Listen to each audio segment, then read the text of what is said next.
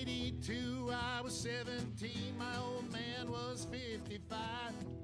If you do the math between the two of us, that's 72 years of life. An eternity, so it seemed to me. How could anything live that long? Now I say my folks were only 84 the year that they passed on. For a little while it seems you got time to choose your dreams. Pretty soon you look around and you see 100 years ain't what it used to be.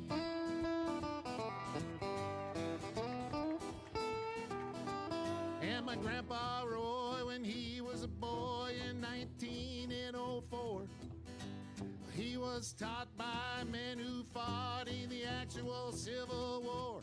And only 8 decades passed and my high school class put the tassels on the other side. Started on our way full of naivete on the great American ride. The months and years slide past, each more quickly than the last. Pretty soon you look around and you'll see 100 years ain't what it used to be. Oh, Johnny! Oh, yeah.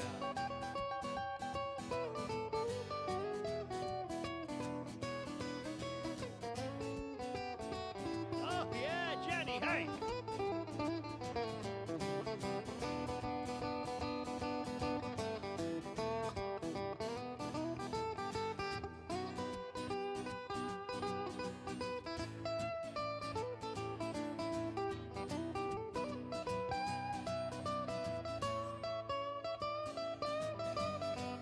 Oh, yeah! He did the guitar face. Ibuprofen's under buy again in my online shopping cart. Every week I learn of something else I should be doing for my heart. If I use the wrong pillow, I might have trouble getting out of bed. My hair grows in my ears and nose now more than on my head. As a kid, to me, ancient history was something like World War I. But I arrived close to that time and this year as I sing this song. And I'm starting to find I can wrap my mind around life is brief and dear. I can hardly believe my baby girl's turned 20. Consultant. Joe, it sounds like you're ready. I am rolling. Josh Arnold, investment consultant, brings you Garage Logic podcast number 1626, September 24, 2025. 90 degrees was the record high on this day in 2017, and it was 30 degrees on this day in 1942. Do yourself a favor and call Josh Arnold at 952-925-5608 for a free 48-minute consultation. Hail the flashlight king. And now, from the mayor's office above the boathouse on the east shore of Spoon Lake, it's Garage Logic with Chris Reavers manning Technology Corner, Kenny Olson from the Krabby Coffee Shop, John Haidt in the newsroom, and of course, the rookie. Here is your flashlight king, fireworks commissioner, and the keeper of common sense, your mayor, Joe Souchere. Got a great note from a retired G-man, government man. Mayor, don't use my name. A few months ago, I predicted that the new U.S. attorney would go after fraud with a vengeance. I think you're seeing that is exactly what Joe Thompson is doing. The citizens of Minnesota should thank their lucky stars that Thompson has got the guts and resources to go after the Walz administration. As far as Eric Grumdahl, I bet that I bet that he has A, already been interviewed by the FBI for what he knows, or B, been served with a federal grand jury subpoena so he can testify under oath and in secrecy what he knows. He's definitely not the ultimate target, and I believe he'll cooperate with immunity or a deal already made. Just remember what Deep Throat told Woodward and Bernstein. Good luck, unnamed. I know who he is. I Okay. know who he is. Gotcha. I was unaware of this until yesterday, so forgive me because I know I'm the resident dum-dum on the show. I wish that wasn't the case. Well, Mike Fratelloni alerted me to the fact that there's a whistleblower rule in place where if you alert federal authorities, FBI, what have you, you get 30% of whatever is recovered. Were you guys aware of that? No. No.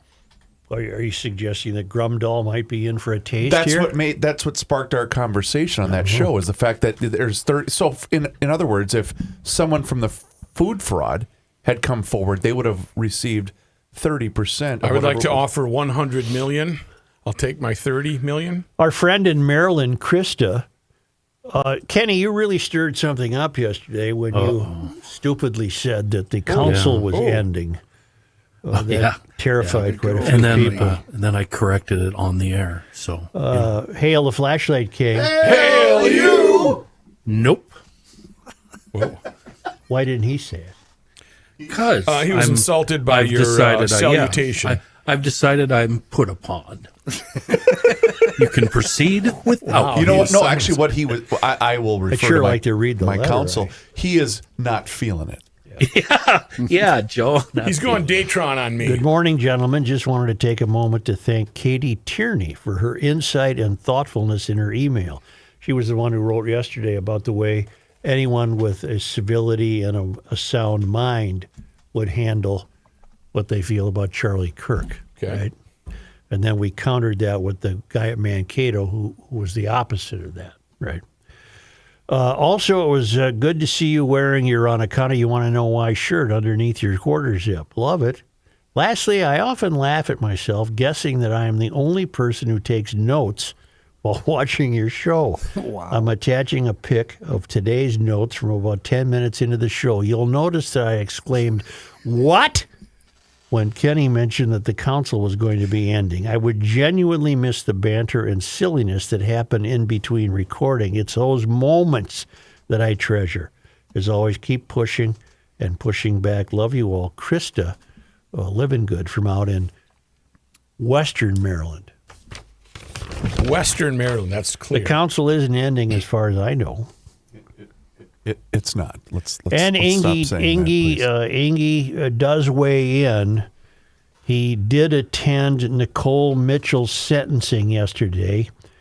Since I was present at her Senate ethics hearing in May of last year, I wanted to see how it has to end.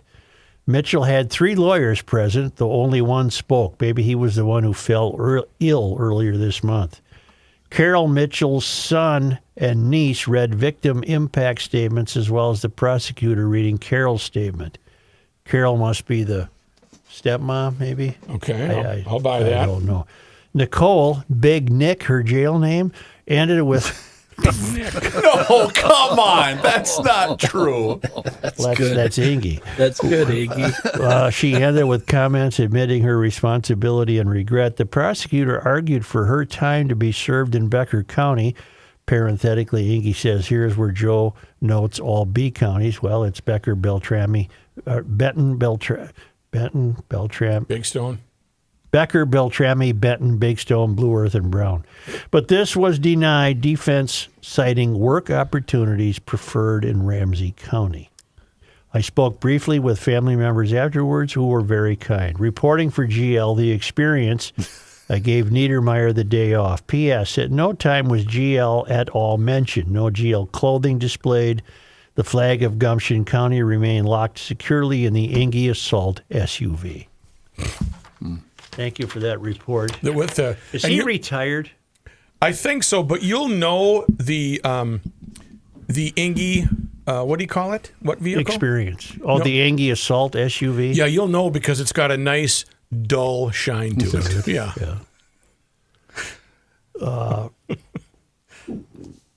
Where's the story Chris printed me? Here it is. From Alpha News. Minneapolis Councilwoman Robin Wanssley faces backlash after saying Turning Point event threatened the safety of students.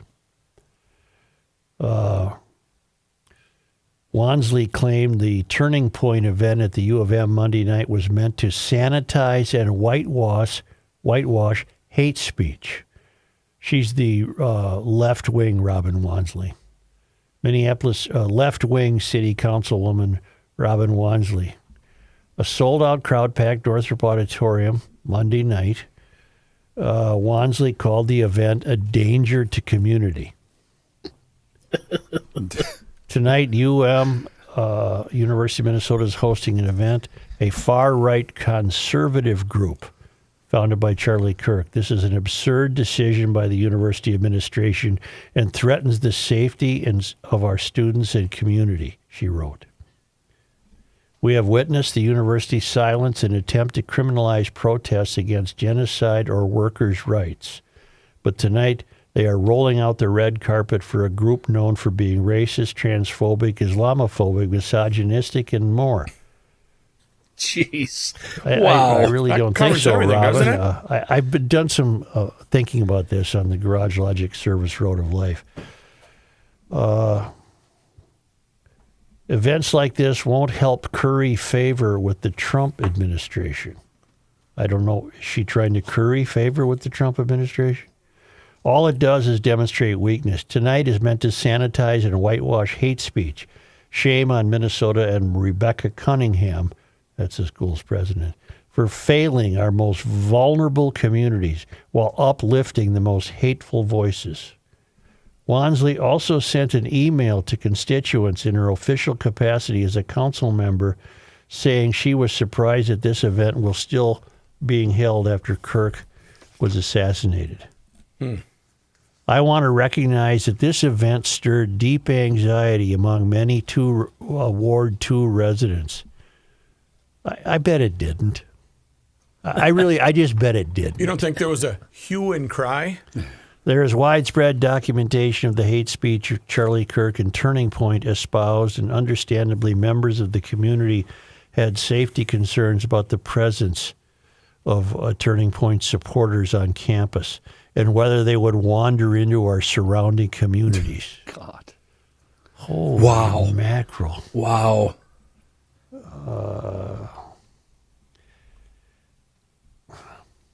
I did some homework on Wanssley. I believe we've done it before, but it bears another look. She's from Chicago. She was born in 91. So how old is she? She's 35? 34, 35? Yeah, 34. She's been in office since 2022. She has a degree. Let's see. She grew up on the south side of Chicago. Why didn't she stay in Chicago and become a council person, I wonder? We're easy pickings. She attended Carleton College as a Posse Foundation scholar. I don't know what that means. And she got a degree in women's and gender studies, which explains quite a bit. That's a program you could not flunk. If you entered that as your scholarly discipline for 4 years, you were bound to graduate. There's no standards for that. Then what are you going to do when you graduate? Open up a gender shop? Or Well, that's the thing. There's no demand for that in the workplace. But it does set you up nicely to become a council member with Minneapolis. After graduation, she was awarded a Watson Fellowship, and then she got free travel to Canada, Australia, South Africa, Ireland, where she studied criminal justice policies. She moved to Minneapolis in 2014 and became the program coordinator for the University of Minnesota Women's Center, all right, and a board member for the Restorative Justice Community Action. She got a mini MBA in nonprofit management from the University of St. Thomas. Then she started a PhD program conducting research on housing and racial disparities in the Gender, Women, and Sexuality Studies Department. Wow. Let me compose myself. Kenny, I love that you said she was going to open a gender shop. What would be, hey, we need a hammer over here and a saw. We got a sale on. Yes. Now, her neighborhoods are Cedar Riverside, Como, Cooper, Longfellow, Prospect Park right here, Seward, University District. After the election, she identified housing as a major issue for the ward and rent control. She really hasn't, according to her information, she hasn't accomplished a great deal that I'm noticing. She wants to stop evictions from homeless encampments. They're not homeless encampments. They're drug bazaars.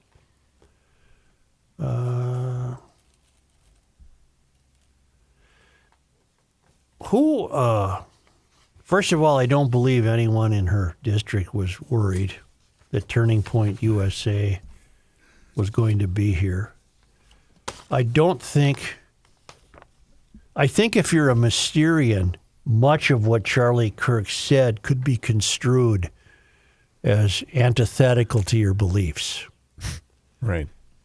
So I found myself wondering, what is it that would compel someone like Robin Wanssley to get to the point where she thinks the presence of Turning Point would constitute a danger?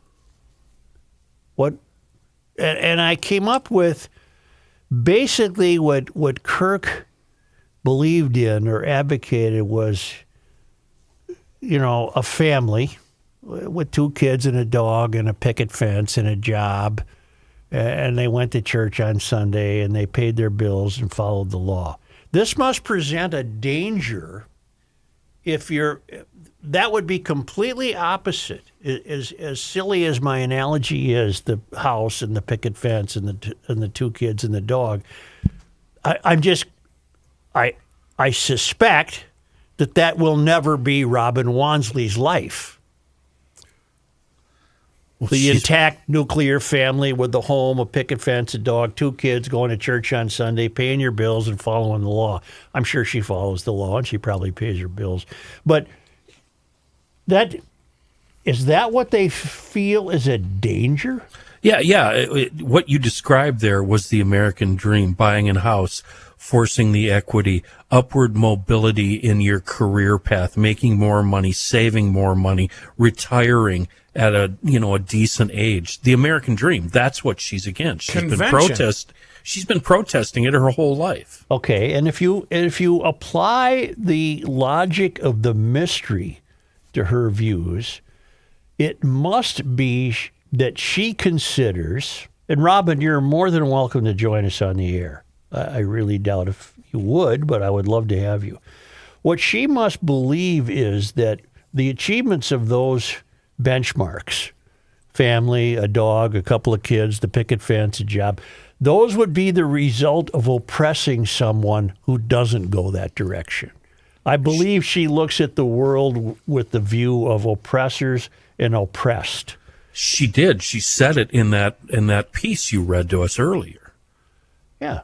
I don't know if she used the word oppressed, but she made an allusion to it. So she looks at she has a very unjoyful look at the world. She very little joy expressed. She must believe that everything is the result of oppressors still running the show, and that she's fighting for the oppressed, which I find hard to believe that she would think most of the people in those neighborhoods she represents are oppressed. Right. They have families, they have homes, they have jobs, they pay their bills, they have kids. Prospect Park, Joe. Yeah. And yet they continue to vote for this kind of person who has absolutely no interest in running the city.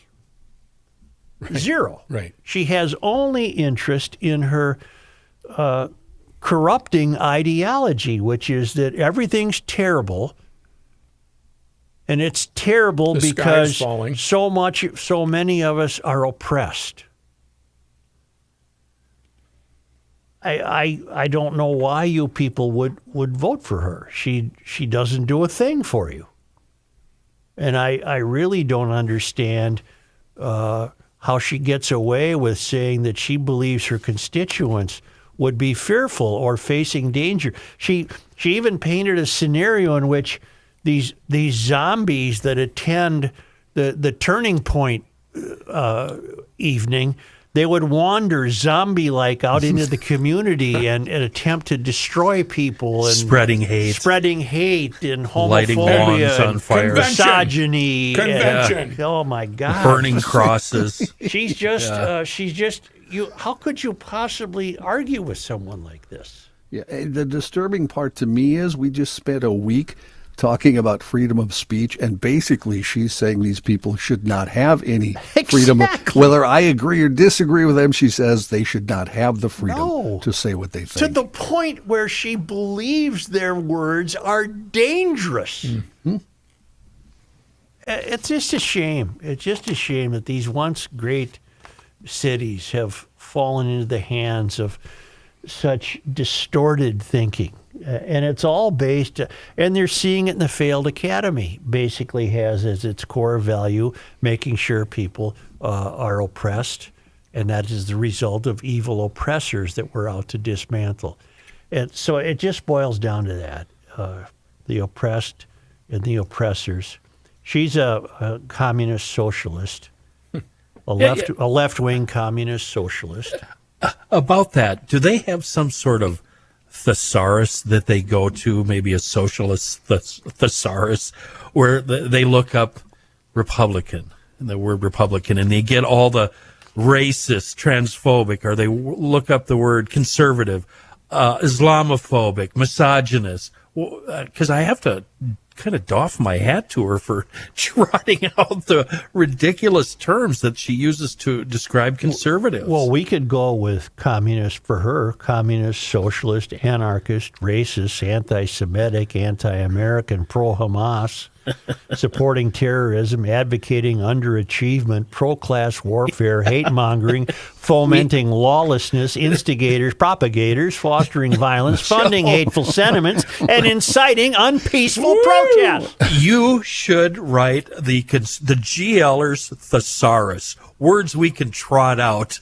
I told you last week, we've been sitting back and just taking it when all the people that the Mysterians don't agree with, they're called left-wing. We have to start calling them what they are. Yeah. She is a left-wing, anti-Semitic racist, anarchist, and she foments lawlessness. Foments, what a great word. It's almost like someone should come up with a manual for the rules. How to be a leftist? Yeah. But gee whiz, I'm unaware. Now, I'll take everything back. Did anyone get hurt Monday night? Not that I'm aware of. There was a shooting in Dinkytown. Did that have anything to do with Turning Point? They had no idea. That was just your basic everyday crime.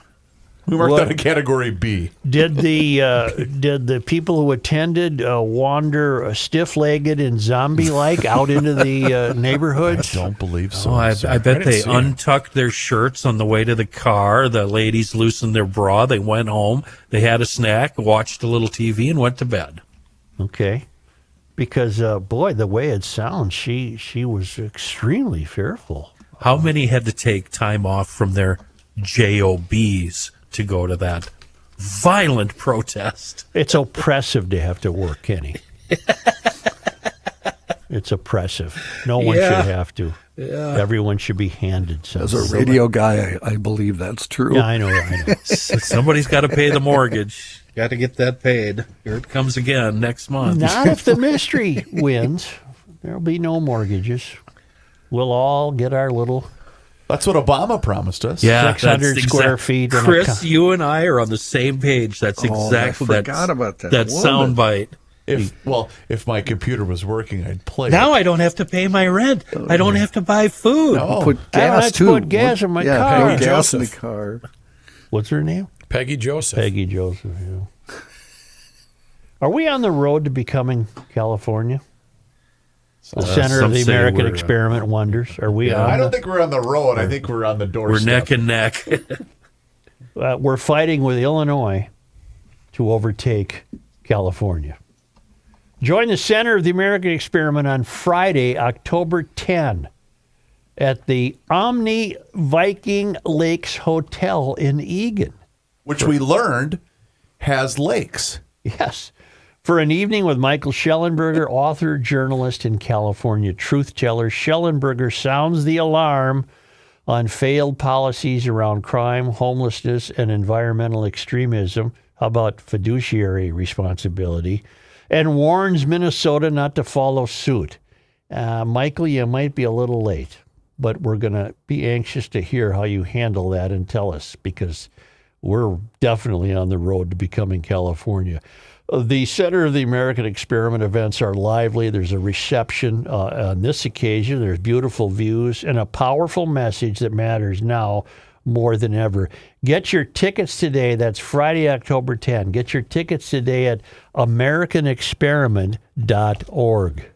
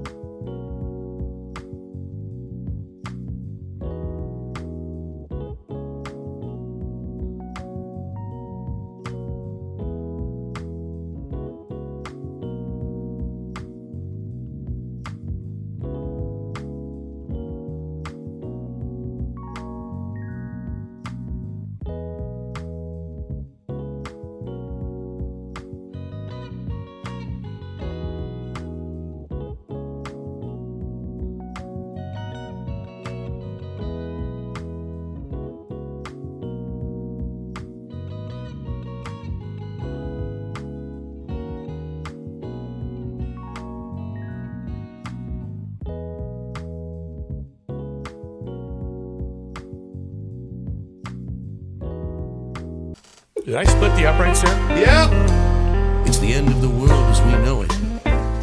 It's the end of the world as we know it. It's the end of the world as we know it. And he feels fine. Joe Souchere. That was a hat trick of end of the worlds. Deservedly Yeah, I heard a so. lot of things that make me think it's the end of the world. Yeah, we're all right there with you, my friend. Always buy two. That's the best advice I can give you. Here's a quick email from GL or Randy. So I guess I finally need a new can of Deep Creep. Can't say how many times this stuff has gotten me out of some deep doo-doo. Seafoam spray, too. Resurrected a seized lawnmower this summer with the Seafoam spray. I call that top engine cleaner. Same thing. It's kind of like a carb cleaner. Anyway, Randy continues. Seafoam products make my work in the garage so much easier. Looks like I need to make a run. And if you get to your local Knack hardware store and you find out they don't stock it, tell them you now have to go elsewhere. I have to go to a different hardware store to get my Seafoam products. That'll turn them around. It ain't easy, but I do try to keep a few cans of all the Seafoam products in the chem cabinet. Of course, the spray Randy refers to, I believe it's called Top Engine Cleaner, the engine additive. Of course, the Deep Creep. I think I have 4 or 5 cans of that stuff. It's everywhere. TransTune, I've tried that. I've used that on one of my old junkers. And, of course, gallons and gallons of Bugs Be Gone. There's also Marine Pro, inboard, outboard, doesn't matter. Use that stuff. High mileage, use that on some of those junkers I used to drive. And fuel injector cleaner, on and on and on. We have a Seafoam product for every vehicle-related ailment. In times of cylinder trouble, call on your friend Seafoam. A wonderful product in a world of bad gas. Seafoam. I don't want. I farted. I don't want to leave Robin Wanssley just yet. I'm noting that I think this is germane. Her photograph, her bio photograph, as it appears in Wikipedia, is she's wearing a sweater with the high collar and bib overalls. Oh, Okay. interesting. Okay, let's attempt an exercise. We've done it before. It's been a while. And I'm being very serious. Let's put ourselves in her shoes. How must she go through a day? Does she care if the Twins won? No, there's no possible way. Does she know who the Twins are? Okay. I would bet she knows who they are. That's true because they all trot out on a playoff run. They trot out the new hat with the sticker still on it. Yeah, you're right. I can't. I would imagine, I could be wrong. I would imagine she rents as opposed to home ownership. I would imagine she doesn't own a car. Perhaps she does, but why would she? She's she not wants to going stay to. true. She's not going to. Do you think she would like to have a car because Saturday she's planning a trip to an apple orchard? I'm not being facetious. Yeah. No, it's a first-year Prius. What's that, about 15 years old now? Yeah. It's one of the first year they made the Prius. Prius. No, I like Jeremy Or she Clarkson's just borrows- pronunciation, Prius. Or does our Maybe car? she uses those Our car. rental cars. Yeah. But would she go to an apple orchard and bring home an apple pie and some apples? I see that as too much walking Right. for this gal. Maybe if she could get a scooter. Because that. You know what I mean? I'm pretty sure I know what you mean. What concert would she attend? Do you think she Okay. would? No, seriously. Yes, she would. Farm age. Oh no! No. Would she try to get a ticket for Paul McCartney's coming to town? For sure. Because they all like to be there and they all like to post on social media. For sure she would do that. I don't think it would be Paul McCartney. I think I'd it would bet be. I would bet you $1,000 she wouldn't go to Paul McCartney. Really? What about Taylor? He's too oppressive. I would have that say kind of money. Taylor's too oppressive. a woke band She'd or see grunge. But a lot of them were posting about Farm Aid. right Oh, I because know. that was charitable. I know Pink has been on a social media rampage this week. She That's would go true. see Pink. She might. Okay.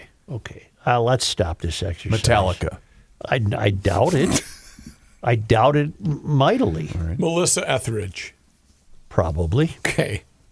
Lilith Fair. Yes. Lilith Probably. Fair. With your brother Paul. Yeah, he'd be the only one there. The only guy. The only male. Vagina monologues. Yes. With Rookie. Is there a comedian coming to town? Would she have seen Nate Bargatze? No. He is clean. Yeah. And he is a cracker. That's right. Kathy Griffin. Yes. Yes. Probably.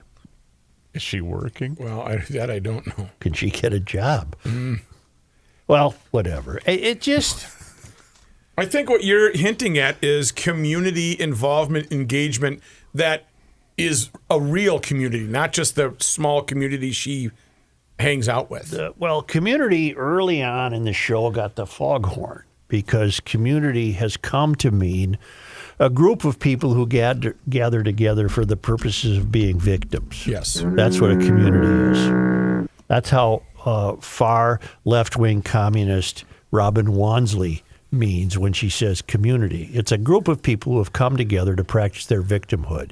And she looks out over her ward, Ward 2, and she must see victims, all of whom were fraught with fear that Turning Point was in town. And now they've come and gone, and I'm unaware of any dust-ups, any kerfuffles, except for the zombies who wandered into the neighborhoods. We don't know.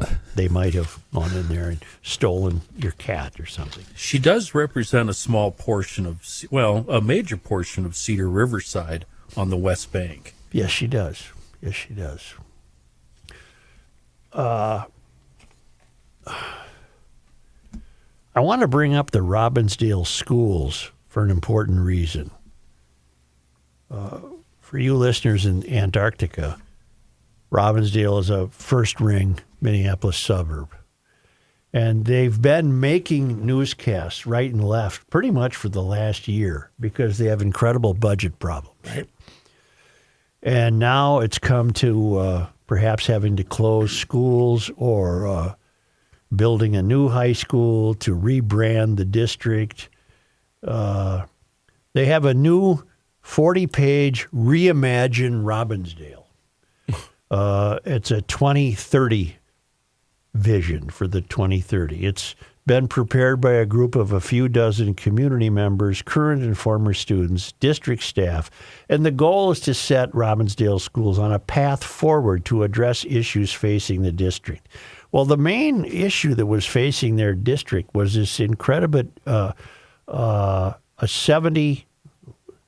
according to the report, in the next 10 years, more than $215 million in maintenance is needed for the Robbinsdale school buildings. $215 million over the next 10 years. $76 million being considered urgent in the next 2 years. And it occurs to me that in addition to the failed academy being failed ideologically, they're failing at just some of the normal responsibilities of adult life. How do Stop reading my mind. How do you let a building go to the urgent or buildings?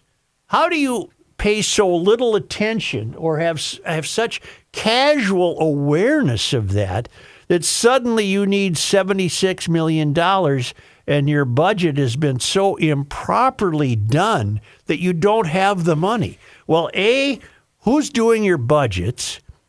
B, what makes you think you can continue to come to the taxpayer every time your mistakes become public?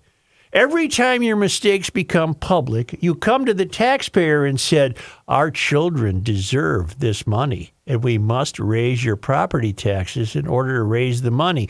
What they never conclude the sentence with is, we have to raise your property taxes in order to raise the money that we've completely ignored, forgotten about, or not taken into consideration.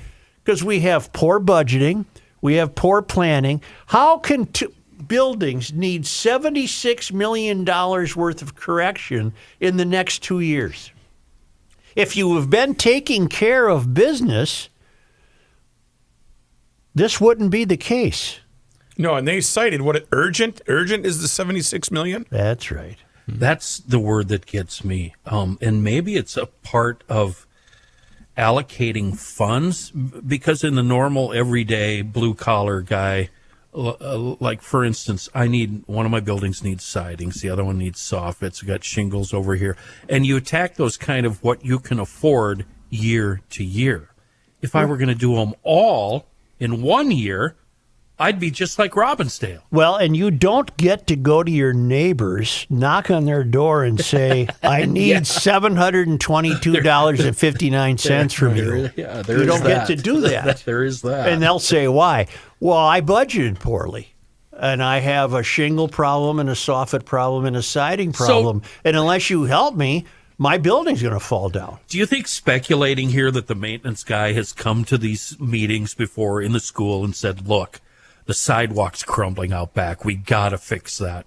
And the powers that be goes, "Well, that's not in the budget. We can't do that." And then they do that for every little thing until finally the place is falling apart. Isn't that how it probably happens? Probably. Although that we're hoping that the maintenance guy does that. Right. It might be worse than that. Maybe the maintenance guy is in on the casual. Oh, Lord. You're so You're dark. really going deep. Wow, Joe. You really surprise me sometimes. No. And it's not, I'm using Robbinsdale because they're in the news so frequently with this problem. But it's all school districts. It's St. Paul, it's Minneapolis, it's Robbinsdale, it's Chanhassen, it's wherever you are in the state. And what they get away, here's the quote from the superintendent of the Robbinsdale area. Her name is Terry Staylock. This is about our future. This is about what our kids deserve and not what our kids currently have. And I think those are both some of the decision points for the board and for this community, Staylock said. Okay, let me rewrite the paragraph for Terry Staylock, the super. This is about our future, which unfortunately we have ignored. This is about what our kids deserve, and we have absolutely not planned to give them what they deserve. We currently have let them down terribly because of our lax budgeting, our not paying attention to the fundamentals of our infrastructure. We just have ignored that to our great embarrassment and failure. Now, would you please give us more of your money? And if she put it that way, the voters would make the schools come to their senses because they wouldn't be providing them the money. No one should be voting yes for these referendums. No one, because what you're voting for is all you're doing is enabling the continuing failure. That's all you're doing. Because 5 years from now, if Staylock's not the super, somebody else will be in the super club, and they're going to come to you and they're going to say the same thing. Okay, then, meanwhile, I don't disagree with you, but Joe, how are they going to get those things fixed? I've seen where the voters vote no and vote no and vote no, and then I've seen the school get torn down because nobody wanted to pay to fix it. And then they had to pay anyway for a brand new school being built in the same footprint. I'm not going to answer you directly, but your answer is you're accepting their failure. What I'm saying is eventually you're going to have to pay, or you're going to have to say goodbye to that school because it's going to crumble around the students. And I'd say goodbye to the school. We got a lot of schools. Go learn somewhere else. Yeah. I'm serious. If this doesn't stop, No, I agree with you. it never will. I agree with you. It never completely. will stop. Nope.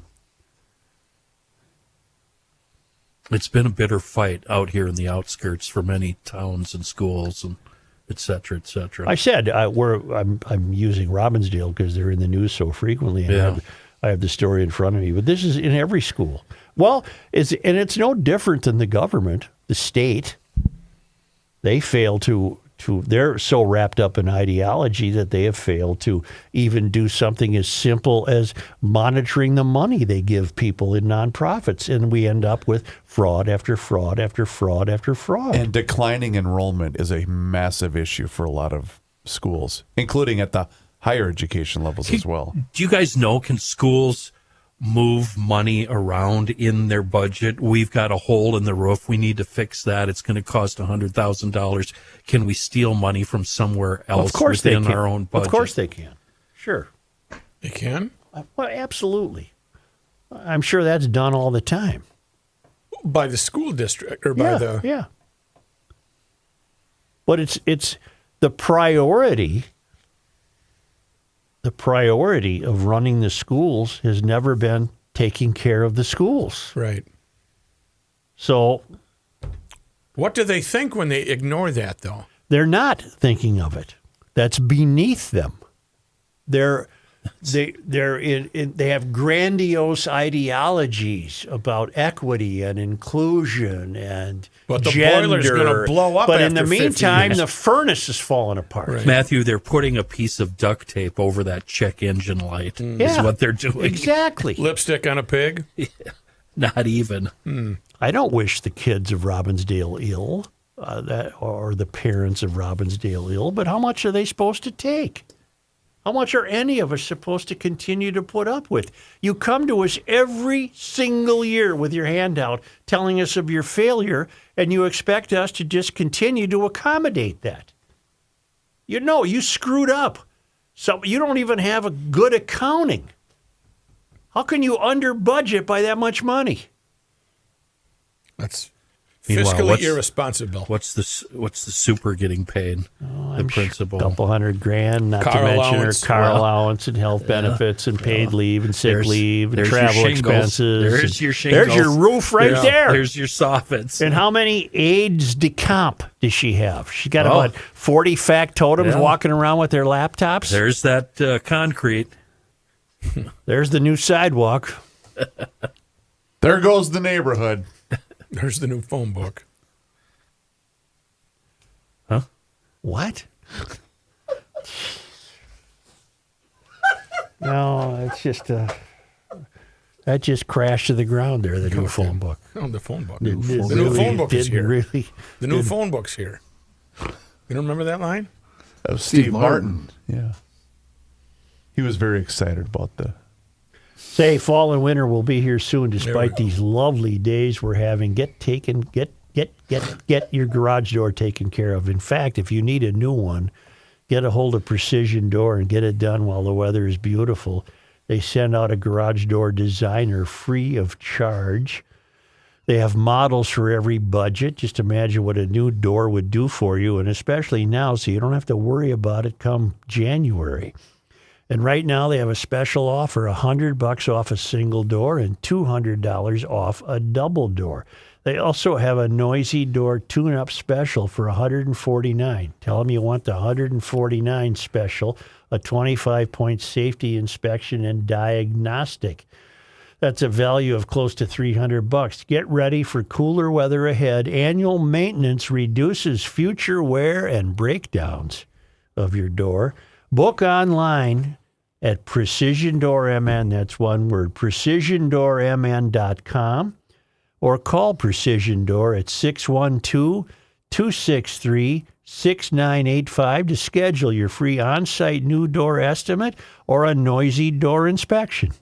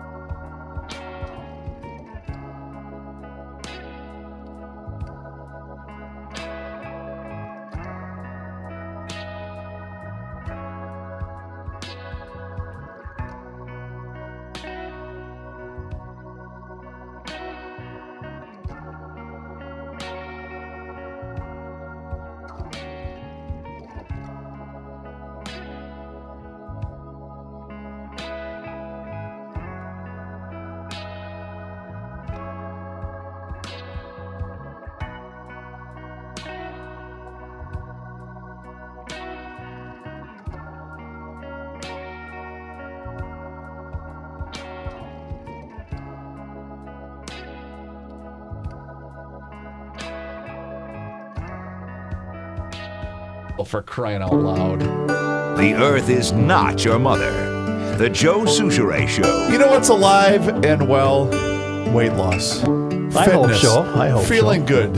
On account of, you want to know why? Why? Because I'm here to tell you about my friends at Awaken 180 Weight Loss. Why do I do that to you, Joe? Why do I take so much joy in that?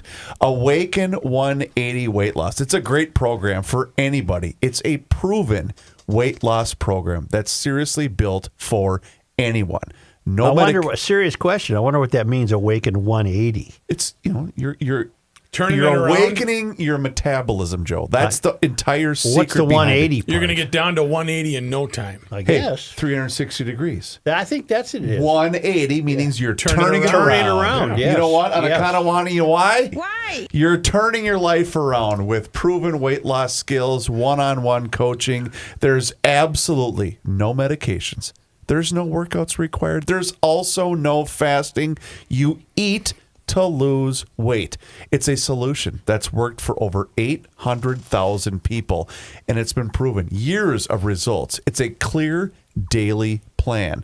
No complicated tracking or counting. It's one-on-one weekly coaching for accountability and also adjustments along the way. And your coach can even help you pick out restaurant menu items.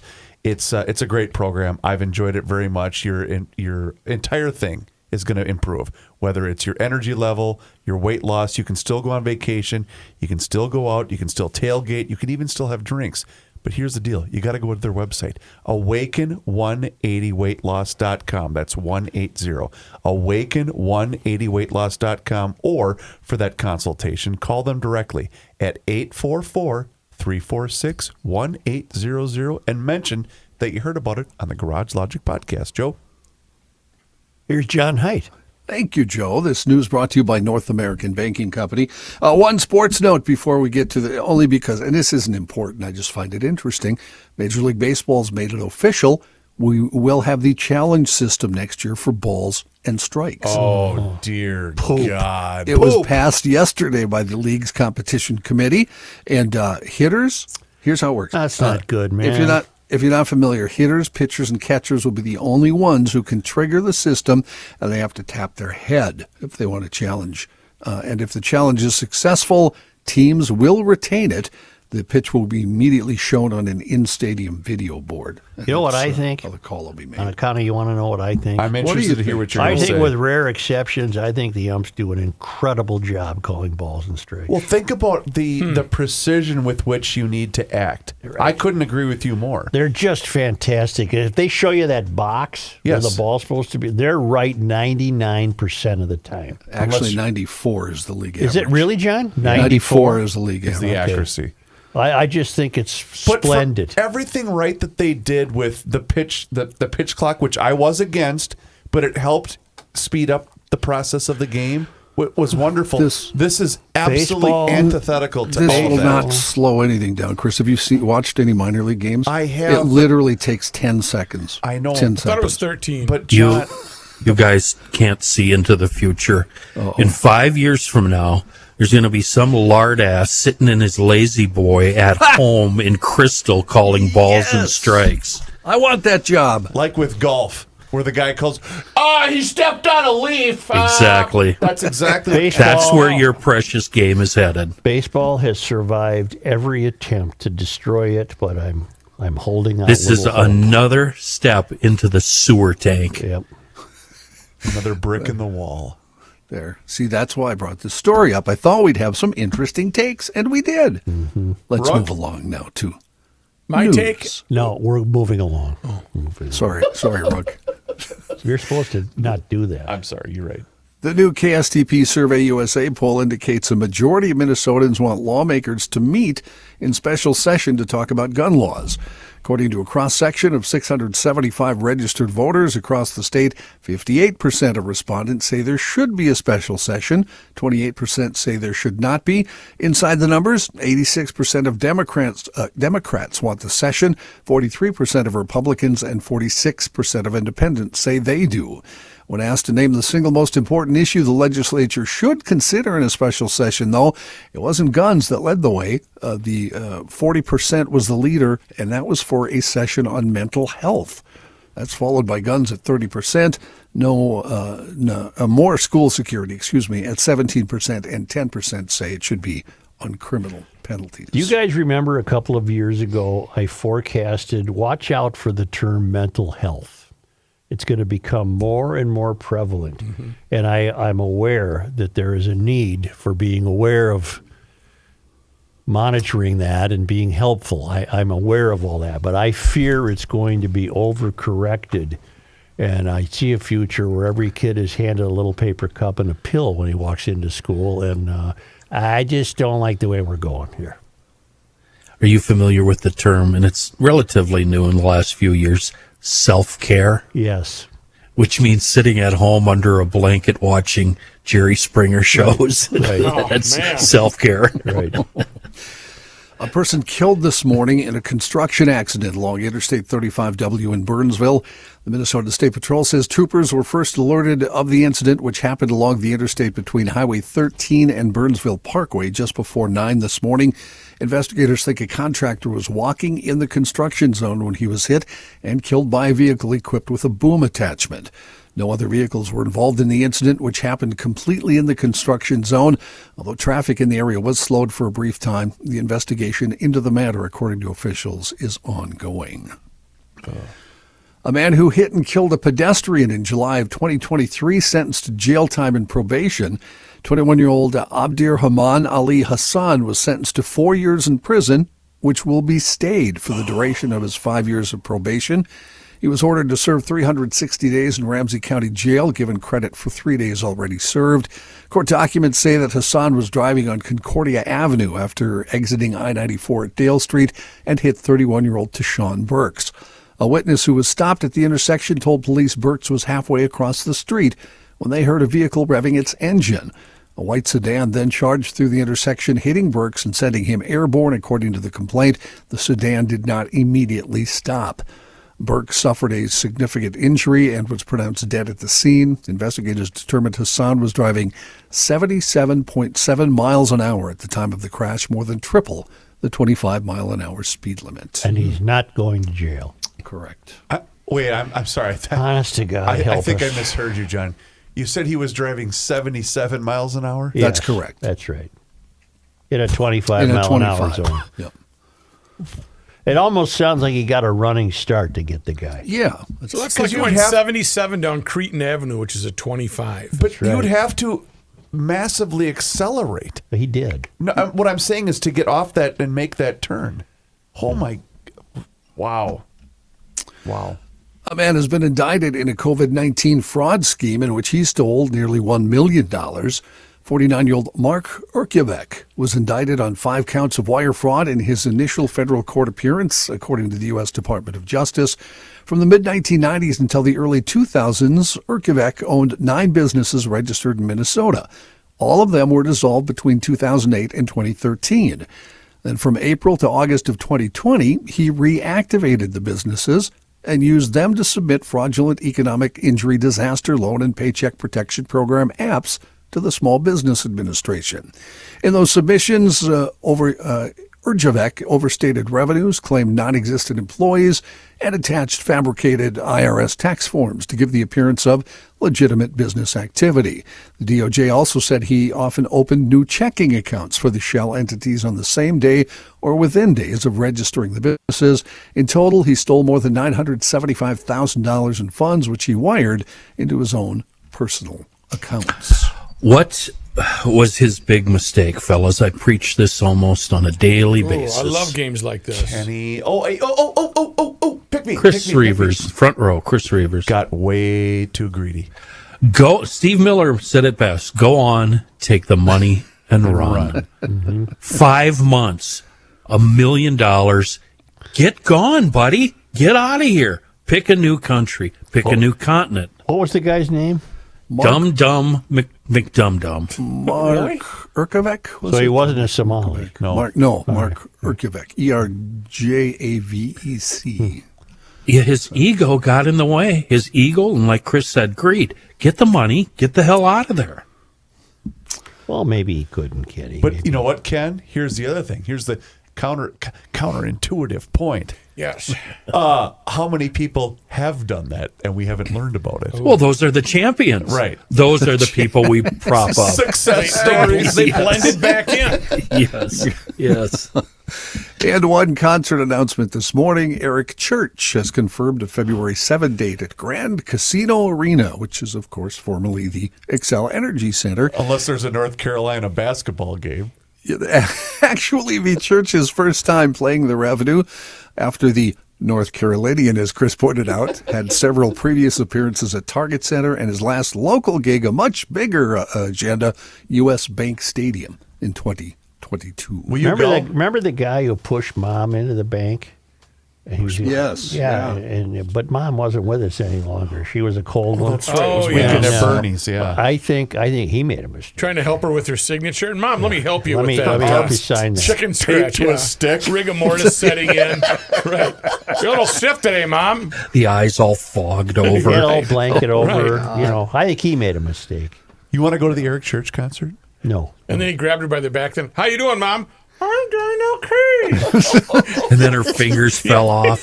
Oh, God. Why don't we take a quick break here and hear from our friend, mine and yours, Mr. Kenny Olson. John, I have some advice for you. Hang Yes, your sir. woes on a gator hook. Get that weed whipper, that hedge trimmer, chainsaw. Get them out of the way and up on a hook. Clean up the clutter with your tools laying all over everywhere. If you're tired of cluttered garages, messy sheds, chaotic laundry rooms, and tools you'll never find again, you need gator hooks. The sagging screws, screaming for mercy under the weight of heavy tools, you won't have to deal with that. Those ugly pegboards. Should we paint the pegboard? Should we leave it natural? Doesn't matter. It's ugly. Those holes in your wall? Come on, man. Say hello to GatorMagnetics.com. The hooks and magnets change the way you do storage, holding up to 45 pounds. That's perfect for everywhere. Workshops, basements, laundry rooms, pole barns. Oh, how about this? A work vehicle, a van. You can hang stuff on the wall of the van. How perfect is that? Now, Gator Magnetics, they've come up with this perfect kit for us GLers. It's the Garage Logic Wall Bundle System, 46 by 16 inches. It's a wall kit, steel panels and hooks. Just make sure when you order this, use promo code GL20. This wall kit is perfect for above your workbench or garage walls. Anywhere that has sheetrock or concrete, or anywhere that you can screw them right into the wall, find a stud, screw it in, bing, bang, boom, you're done. I got the GL kit with promo code GL20 2 weeks ago now, and I know I'm getting more. You know what else? Mike Schoonover also is now the proud owner of a couple of wall kits. He gets it. And once you try them, I promise you'll get more. They are so awesome and so helpful. Go to GatorMagnetics.com. Use the code GL20 at checkout. GatorMagnetics.com.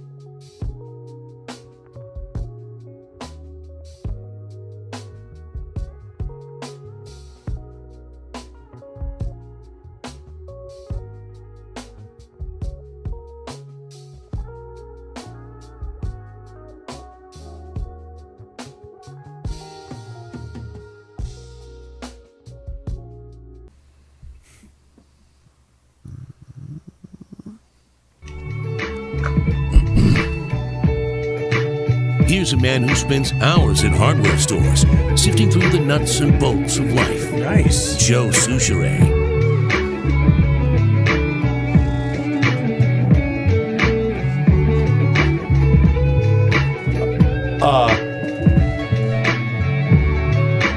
What did he record this with, Johnny? What do you mean? The sound is amazing. Well, I just recorded it with his. He's got a little, homemade studio. This is Dylan Height. Yeah. He did that yesterday. He's very bored because he's very sore and he hasn't been to work. So he's doing a lot And that's of the end of music. the video. Yeah, I should have told you 40 seconds it ends. So are we to hope for a long, what should we say? Yep, we should. Output of and new pay. material. We should say it, Rook. Hofferman Water and Connecticut is here for you and all of you GLers to help in. Hi, how are Let me you? do that for Hofferman Water And Incorporated. Connecticut. Here's the deal. Just go to their website, hoffermanwater.com. If you go on that website, you can book your appointment to have them come out for that free water analysis. And you should do that. Now is a great time. Fall is here. And now is the best time to get on the schedule to have them come up for that free water analysis. And like I said, go to that website, book your appointment online. And when you go to that website, you can see every single different water treatment system that they have to offer. Or you can just give them a call directly at 612-895-2440. Either way, get on that schedule. So they're going to come out to your place. They're going to test your water, and then they're going to give you this thing that's called a water score. And then based upon that water score, they're going to say, hey, dummy, here's what we think will improve the quality of your water. Either way, it's going to be an amazing difference in the quality of your water. They have done that for me. They will do that for you. Hofferman Water has been proudly serving the state of Minnesota for over 50 years. Please do me a favor and mention that you heard about them on the Garage Logic podcast. Thank you, Chris. In national and international news, story, not all the details are out yet. A sniper who killed 2 migrants and wounded several others in a shooting at a Dallas Immigration and Customs Enforcement facility has been identified as 29-year-old Joshua John, according to the Daily Mail. The bloodbath unfolded at the facility in the Texas city shortly after 7 this morning when the gunman targeted an unmarked transport van before killing himself. Multiple law enforcement sources confirmed the identity of the gunman as John, and ICE said in a statement that the sniper fired indiscriminately. The victims were ICE detainees. No law enforcement were injured in the shooting. Officials did say at a press conference this morning that one of the bullets found by the shooter's body had an anti-ICE message on it, saying simply anti-ICE. The gunman opened fire from an elevated position. It looked like it was the building right behind the facility, immigration attorney's office from the roof. Kash Patel said in an ex-post, while the investigation is ongoing, an initial review of the evidence shows an ideological motive behind the attack. An about-face from President Trump. The president shifted his position yesterday on whether Ukraine should hold out for all the territory seized by Russia. He said on social media he thinks Ukraine is in a position to win it all back. That's a reversal from his long-held position that Kyiv would need to give up some of its territory to Moscow to end the war, like Crimea, which Russia annexed in 2014. But now, after, in his words, getting to know and fully understand the Ukraine-Russia military and economic situation, he said he thinks Ukraine, backed by the European Union and NATO, can win back all the territory. President also, in his message, called Russia a paper tiger in the Post. Trump met with Russian dictator Vladimir Putin in Alaska last month, seemed to indicate an agreement could be reached, but since the Alaska talks, there have been no signs that the Russian leader is willing to meet with Ukraine. Russia has ramped up its strikes on Ukraine, and there have been a series of incursions by Russian military aircraft into NATO airspace in the months since those talks. Hundreds of federal employees who lost their jobs in Elon Musk's cost-cutting blitz are being asked to come back to work. The General Services Administration has given the employees until the end of the week to accept or decline reinstatement, according to an internal memo obtained by the Associated Press. Those who accept have to report to work on October 6th after what amounts to a 7-month paid vacation. Chad Becker, a former GSA real estate official, said ultimately the outcome was the agency was left broken and understaffed. They didn't have the people they needed to carry out basic functions. In the past 3 months, numerous government agencies have hired back people who were originally let go by DOGE. I just thought of something.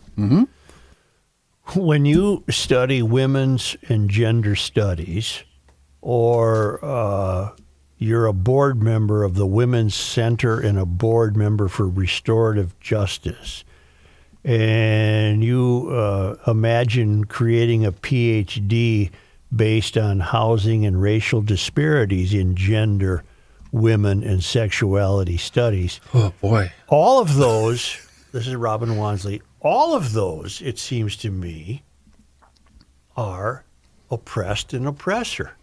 In other words, the only thing she's ever concerned with are all of the people or entities she imagines to be oppressed. There's no other side to it. So therefore, she comes to the city council, and it stands to reason that the only thing she knows is the study of oppression. That's all. If she were going to take out a commercial ad to air on local Did radio... I say Robin Wanssley? I'm sorry. The left-wing communist anti-Semite Robin Wanssley. Now I know what you're talking about. How would she word that ad if she was looking for oppressed? Are you oppressed? Are you feeling ignored? Has life trod all over you? No. Is your life just plain shit? Wouldn't be that complicated. If you're a woman or a black person or a person of color, just get a hold of me because you're oppressed. We'll take anybody. Yeah. We got her.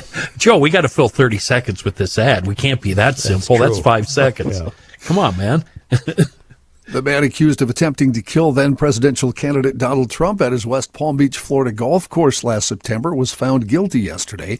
A 12-person jury convicted 59-year-old Ryan Ruth of all charges, including assaulting a federal officer, possessing a firearm as a felon, and attempting to assassinate a major presidential candidate.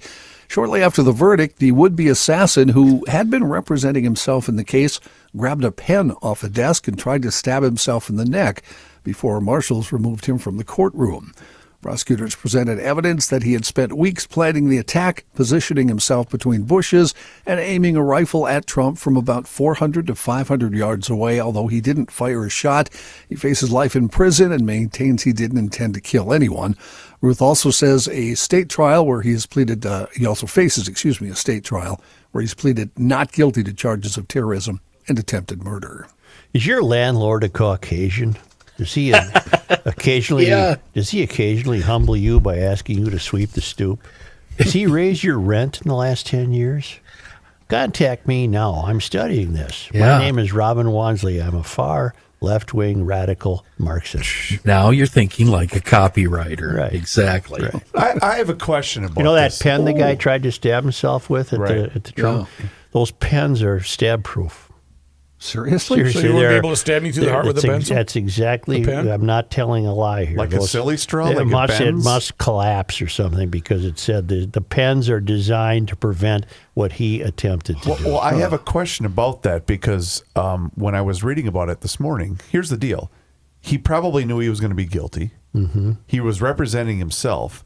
Why didn't he try to take himself out then I don't know. ahead of time? He was hiding behind a tree. That was a bad deal too, because you could see him. He was sticking hiding out. in the brush. Yeah. It was Brush. I found it, and I'm using is the wrong word to use, but when I read about how he prepared so long for it, Yeah. it certainly didn't seem like it, did it? Plus, didn't he come all the way from Honolulu?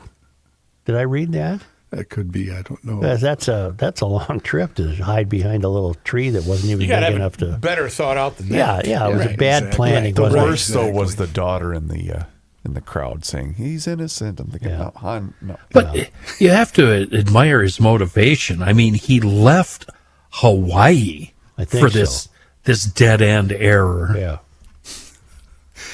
A cool lottery story coming to us from St. Paul's River in Quebec. Oh, I'm not here, St. Paul. No. A group of people in that fishing village of about 150 residents had bought lottery tickets for nearly 2 decades as part of a pool. Well, they finally hit it big in early September, winning a $50 million jackpot. 14 people take part in the pool, so they each won about $3.5 million. Oh, That win means about 10% of residents in that city are now multimillionaires. As the owner of the store that sold the winning ticket Chesley Griffin received an additional 1% of the earnings, about $500,000. Griffin says he's now thinking of early retirement and says the lottery win will give a boost to other businesses in town.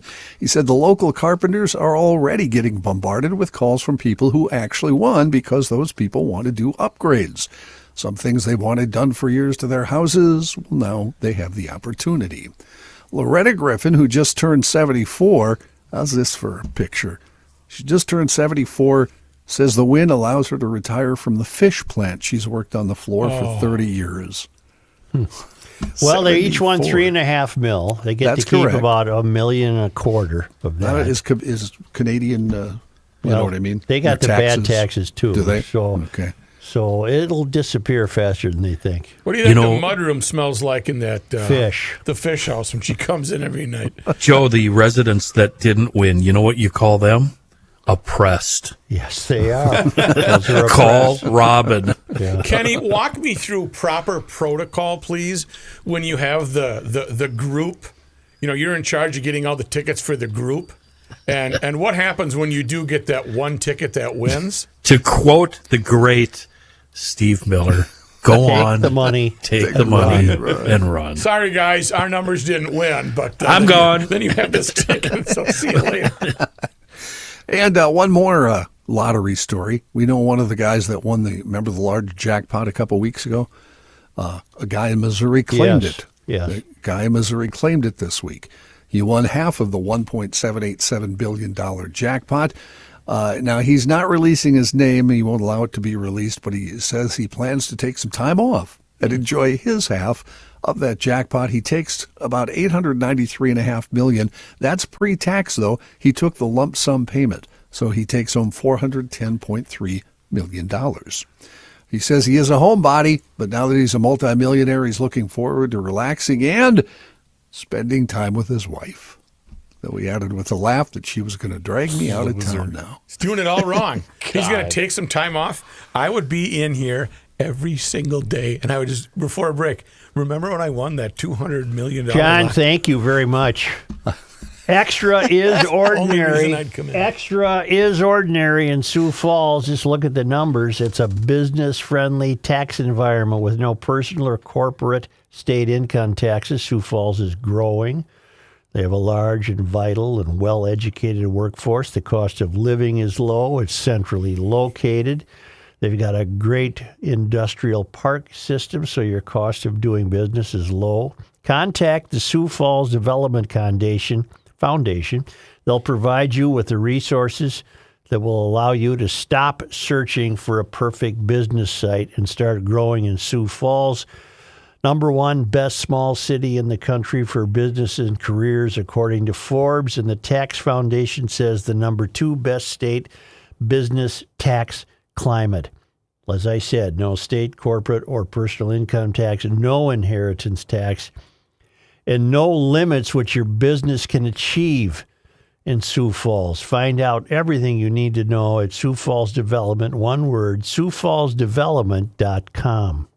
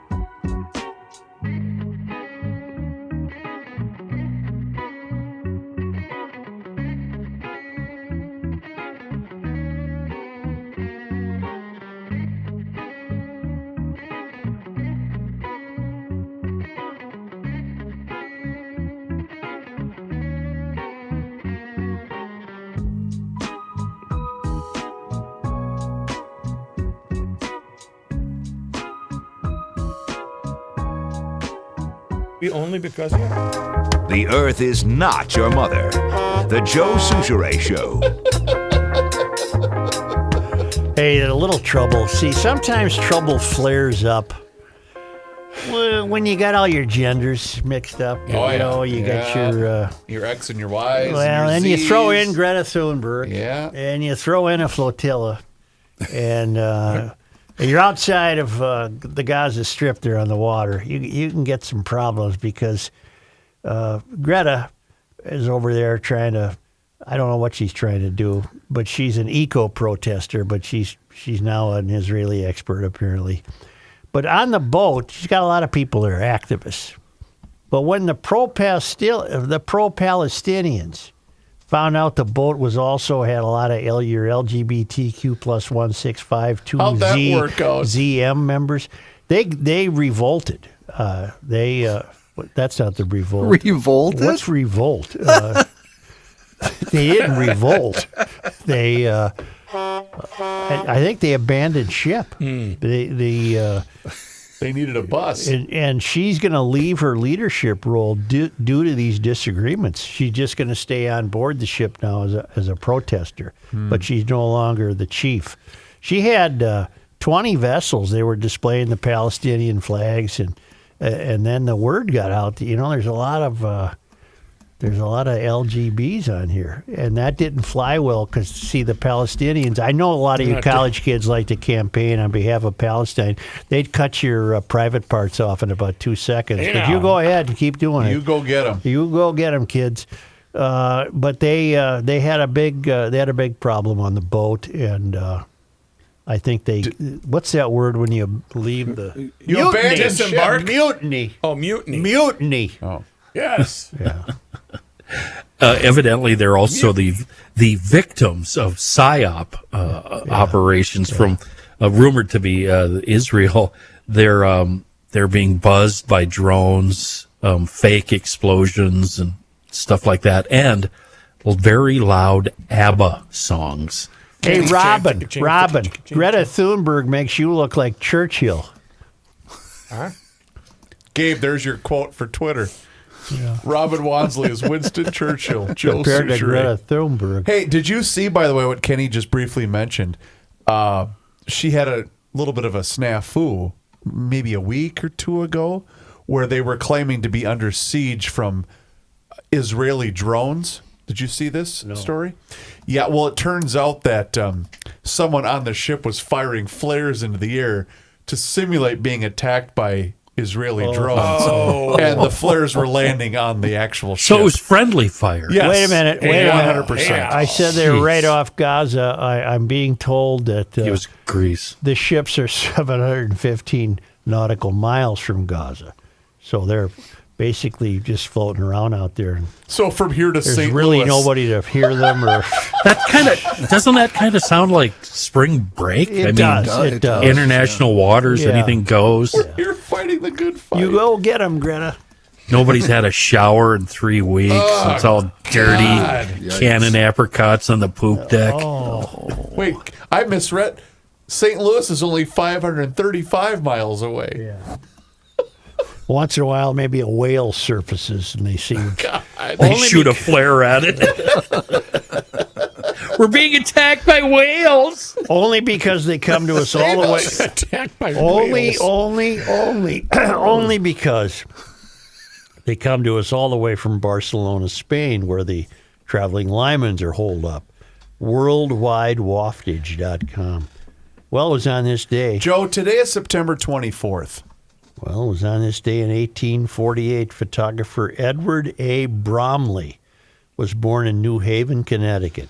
Considered the first regular newspaper staff photographer in the United States.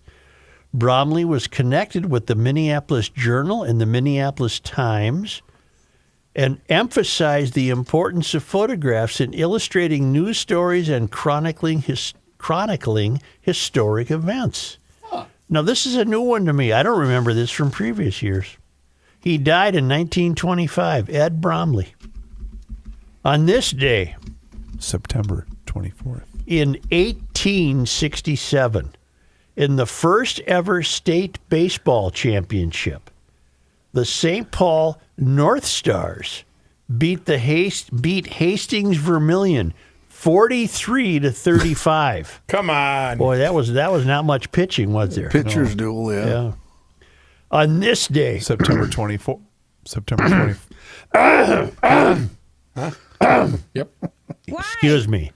On this day, September 24th. in 1886, Dr. Justice O'Hage performed the nation's first successful gallbladder surgery at St. Joseph's Hospital in St. Paul.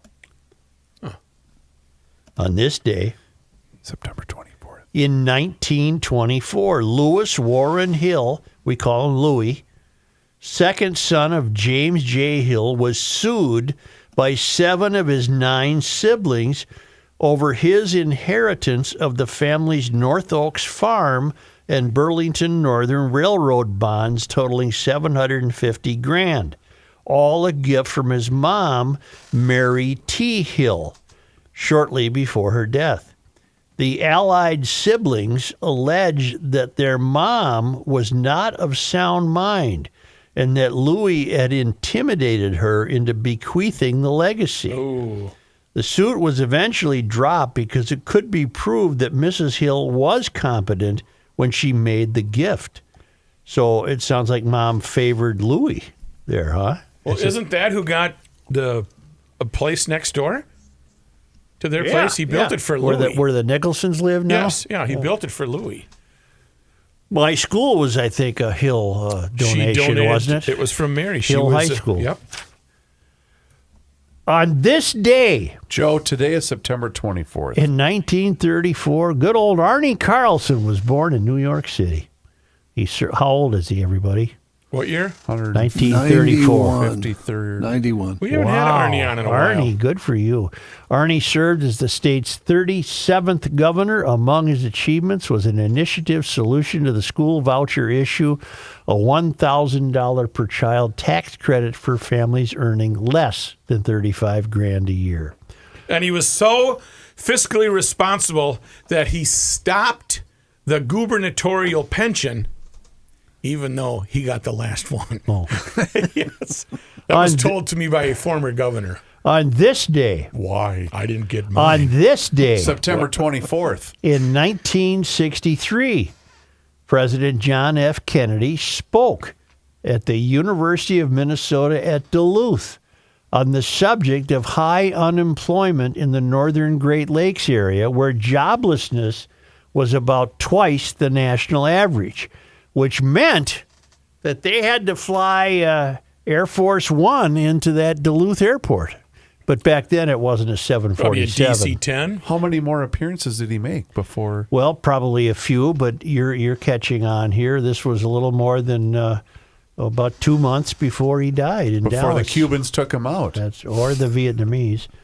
Or Lee Harvey Oswald. CIA. See, Harvey Oswald had nothing to do with it. Right C. again, Harvey Joe. Oswald. It was a What did I Boeing. say? See Harvey Oswald. That's right, John. C. Harvey Oswald had nothing to do with it. You're right. Lee Harvey Oswald Right. did. His The brother. Germans bombed Pearl Harbor. It was a Boeing 707 Yeah. in 1963. Thank you. Yes. Thank you.